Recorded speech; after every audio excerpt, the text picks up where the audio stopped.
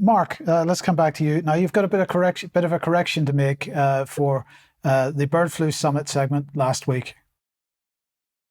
Yeah, last week I reported on the seemingly imminent machinations at the WHO of declaring a public health emergency of international concern, basically the criteria for a pandemic, the new pandemic. And in so doing, I talked about how the WHO is pressing monkeypox as the thing to worry about, but downplaying the bird flu. On the other hand, I found what appeared to be a legitimate summit on the bird flu, which of course gave more urgency to that issue. But it turns out that according to the research of Diane Rasmussen McCaddy, the UK column contributing reporter, this appears to be a bogus event that purportedly was going to take place in early October in DC. Bogus, illegitimate, some sort of scam.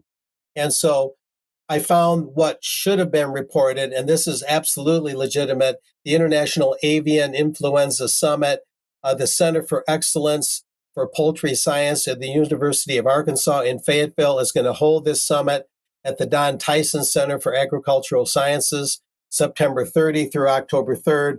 By the way, the Tyson family was a big contributor to the Clintons, just a quick footnote. And that's the actual event. I believe there's one more slide just to give it a little bit more of a news angle. What is this summit? Well, basically they're saying since January of 22, multiple viruses have infected tens of millions of wild birds, allegedly, commercial poultry flocks, and more than 24 species of terrestrial and marine mammals worldwide, allegedly. And they're going on to say, this is why we decided to modify the scope of the summit this year to cover the HPAI matters in commercial poultry and wildlife, as well as including emerging issues to cover other important economic diseases affecting commercial poultry, swine, cattle, bees, and humans, and doing that all as One Health.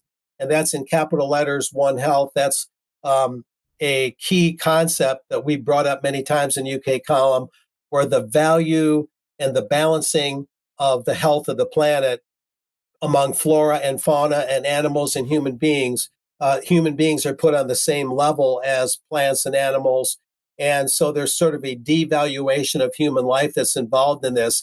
Yes, you want a healthy biosphere and a healthy environment that does help people remain healthy, but this is deeper than that, where people are put on the same level as the rest of the animal kingdom and the plant world. So a very troubling kind of leveling concept there, one world concept. But that's the newest issue along with that correction, Mike.